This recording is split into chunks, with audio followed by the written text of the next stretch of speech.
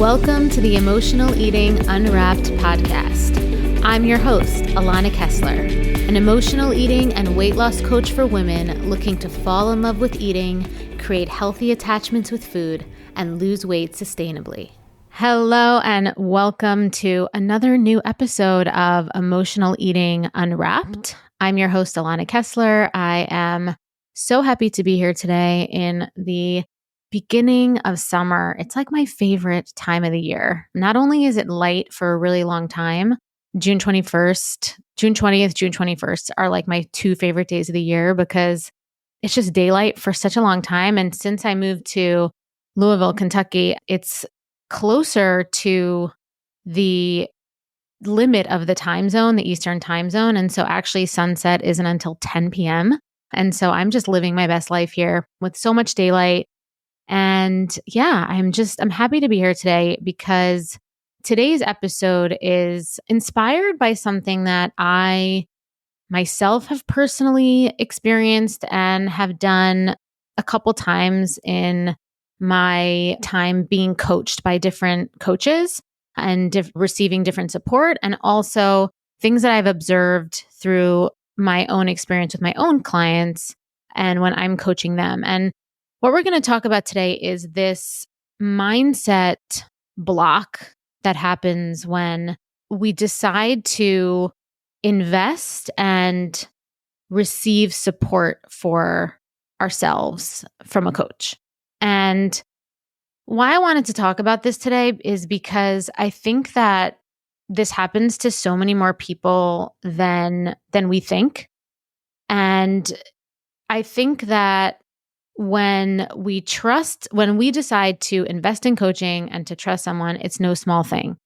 And I think it's really important to just shine a light on the fact that whenever we put ourselves in positions of vulnerability, of trusting someone else with our healing, with our personal experiences, we have this desire to get from one place where we don't feel great and we're feeling bad, and we have this desire to get to this other place where we want to feel good and we have an idea of what that looks like. And then we decide to invest in support in that arena. I think it's really important to acknowledge that that is a very vulnerable, and for our nervous system and for our brains can feel really risky. And it really is no small thing to trust someone with your healing. And I think it's important to acknowledge that something that happens for so many people, and like I said, it happens for me, we go into this protective mode. We go into this mode where all of a sudden we become skeptical of the person that we just hired. We become skeptical of everything that we thought was going to be better than sliced bread before we invested, right? Because before we invested, we had this idea that this was going to be amazing. This was going to be great. I'm going to get to the other side. It's all great.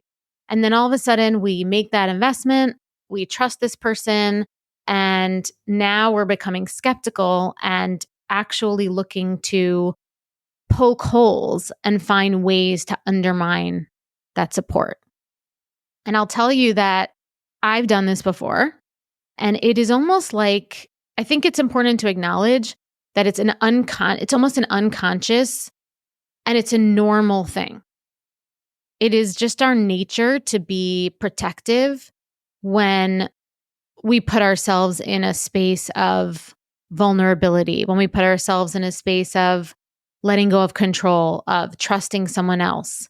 And I think for the women, at least, that listen to this podcast and that are in my coaching and course communities, many of them are in control and do it really well in so many areas of their lives. And so it is no small thing to not only acknowledge that help is needed, but to actually put yourself in a position to not be the expert and to not have the answers and say, okay, I'm willing to trust that someone can hold the space with me and for me and shepherd me through to the other side. And that is not a small thing. And oftentimes, subconsciously, what happens is these defense mechanisms come up, and it oftentimes rears its head as skepticism and creating a little bit of conflict, criticism. So I just want to name these things because it's also really easy to get convinced when we're in this space of defense, of feeling defensive, and it's not conscious, right? Like we haven't said to ourselves, okay, this is just a natural thing that's going to come up. It's like we're still in the eye of the storm. We haven't zoomed out and created the witness mind around this vulnerable experience yet. And so that skill of being able to say, oh, okay, this is defensiveness because I just made a very vulnerable move in my life. And this skepticism and, feeling of critique and criticism isn't my intuition talking. This is my defensiveness talking. And I think understanding the difference between what is your intuition, your inner voice, and what is your defended voice. And that can be a really difficult thing to discern. And so today I just want to take you through a couple of steps that can help you get to the place where you know the difference between, is your intuition telling you something correct when it comes to your coaching, or is this a defensive mechanism that could potentially undermine your goal for healing, right? Because are we letting our fear of being vulnerable getting in the way of what we really want, which is to heal, to feel and look our best?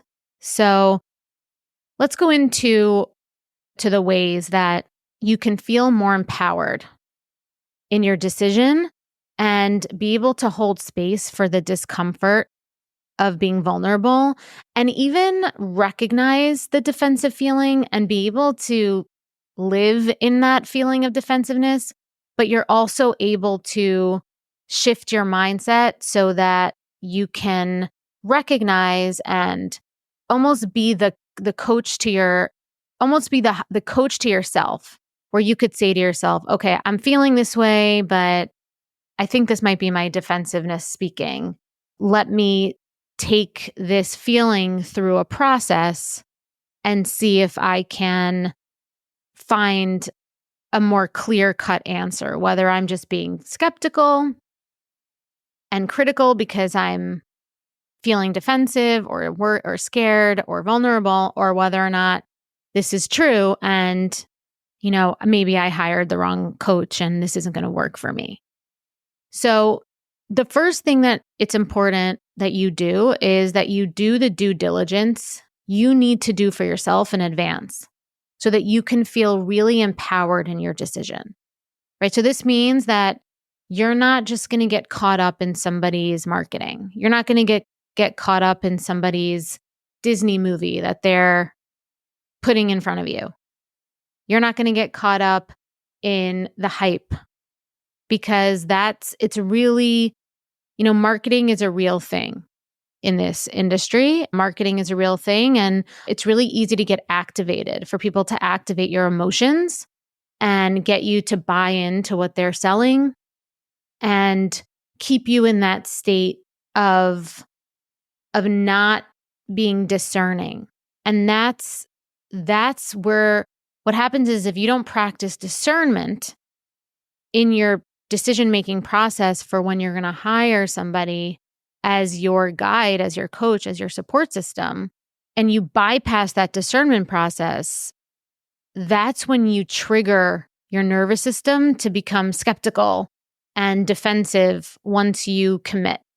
Okay, so if you do the discerning and what I like to call the pre-qualification, so, you ask questions, do what you need to do to know in your heart that you believe this coach's method will provide you the success you're looking for, that it will truly meet your needs and get you to your goal. So what you need to do is you need to be really clear and connected to what your needs are from support, Like, what do you really need? What are you looking for?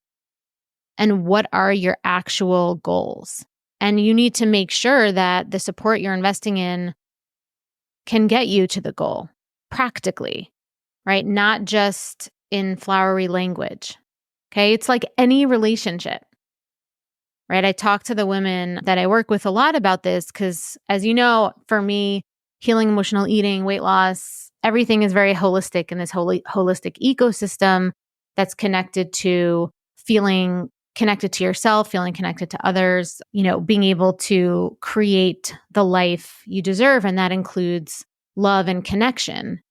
And I have the same conversations with the women I work with about dating, right? It's like we can have this idea of what someone is going to be like or what it's going to feel like to be in a relationship, to feel in love, to feel supported and, being in a partnership. And we can get so caught up in that idea of the end result that we forget to qualify the person that's in front of us and make sure that they actually have the meat, they actually have they actually have what you need to make you feel that way once you commit and once you're in something. And it's the same thing with coaching. It's the same thing with getting support. It's really easy for somebody to lay out your desires and how you want to feel and the results. But if you don't ask the right questions based on your own needs, your own goals, your own desires, make sure that they have the skills, they have what you need to get you there.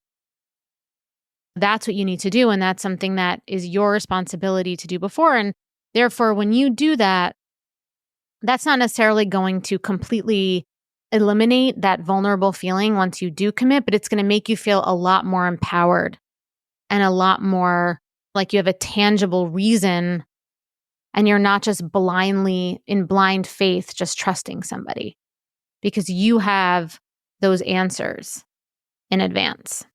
And then the second thing is, I mentioned it a little bit earlier, but you want to recognize that this is a defense mechanism that's rooted in fear and letting go of control.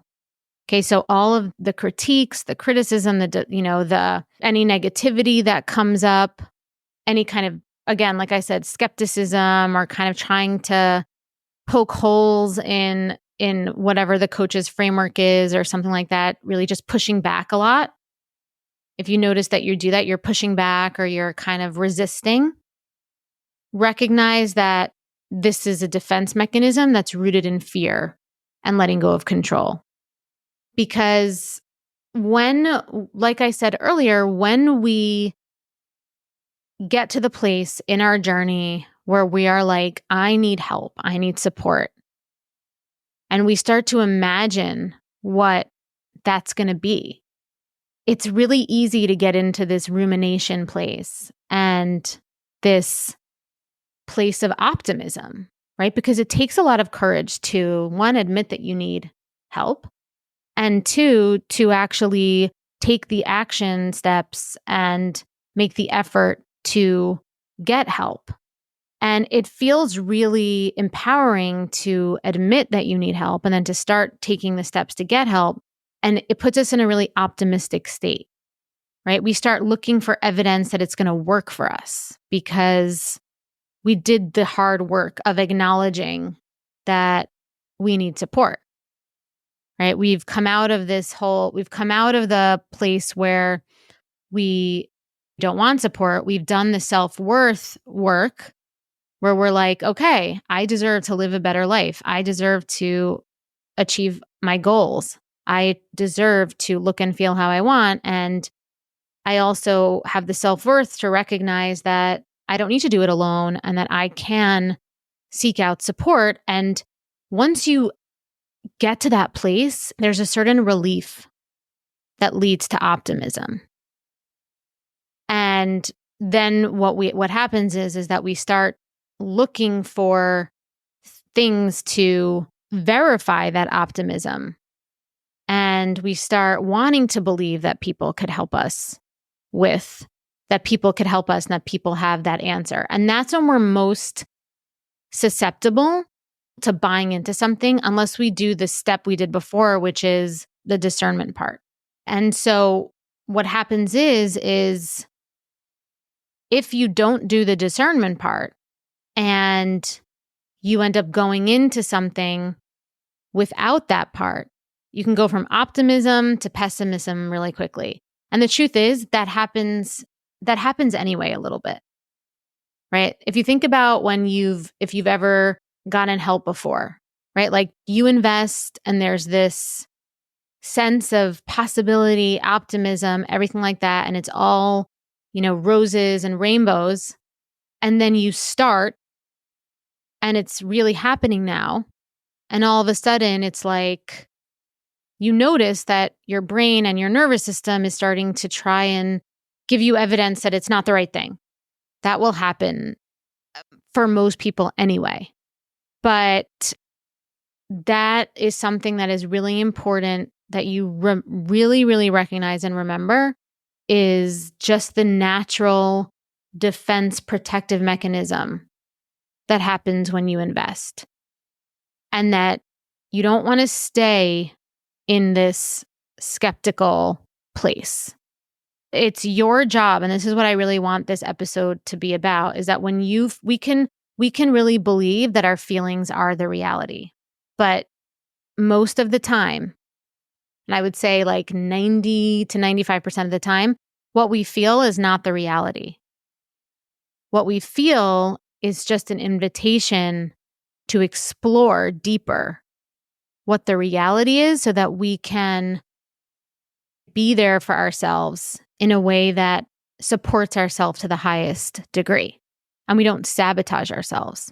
So when you feel that sense of pessimism after you've invested in something, when you were so optimistic before, it's not that you made a mistake. It's not that it's all of a sudden not the right thing. It's just the natural way that the body and the mind and the nervous system respond to letting go of control and to being vulnerable. And so the last thing that I want to share about what to do is to have compassion for yourself, right? Really practice self-compassion from this witness place, right? So you have to recognize that my feelings aren't real. Let me pause. Let me ask myself, did I ask the questions? Did I do my due diligence? Did I know what my needs were and what kind of support I was looking for before? And if I did that and I felt good about my commitment and my investment, then this is just uncomfortable feelings that I have to deal with right now. But like, there's no reason to feel like this was a mistake. There's no reason to feel like this is skeptical. And hold space for that within you with compassion. And something that I actually always invite my clients to do when this happens for them, which I oftentimes, when I start working with people, always share that it will. I invite them to share that with me, right? Share with me your skepticism. Share with me the critique. Because one of the biggest ways to pacify that really hot feeling of pessimism, or like when we start to be skeptical and be really in our heads about stuff, one of the biggest ways to pacify that or have that go away is to air it out. Because like anything that is kind of like a negative, dark thing in our emotional body, the second you take it out of the shadows, the less power it actually has. So I always invite my clients and my students, I always invite them to just, the second that you start feeling like you're all of a sudden having that skepticism, your brain is getting in the way of the trusting, of the receiving support, and starting to create these skeptical narratives, these criticisms, these critiques, these thoughts like, oh my God, I think this isn't going to work for me, or like, this is the wrong thing. Say it. Say it out loud. And really take that initiative to get the direct answer that it is the right thing, right? Maybe you didn't ask the questions in advance, but you can definitely ask the questions once you've invested, right? So you don't have to sit with these skeptical, heavy, negative feelings. And that's also a way that you have compassion for yourself. You could have compassion for yourself for feeling this way and knowing that it's probably a defense mechanism, but you don't just have to convince yourself of it. You can get the verified evidence by asking questions and by airing out that this is how you feel, and by asking for the coach or the teacher, the guide, to remind you why it is the right decision. Okay, so these are all things that are under your control. Okay, so there's no need. So skepticism is really just a messenger that's telling you that it needs you to give it more reassurance, right? And if you see it that way, you're not going to sabotage yourself in the long run for your goals. Okay?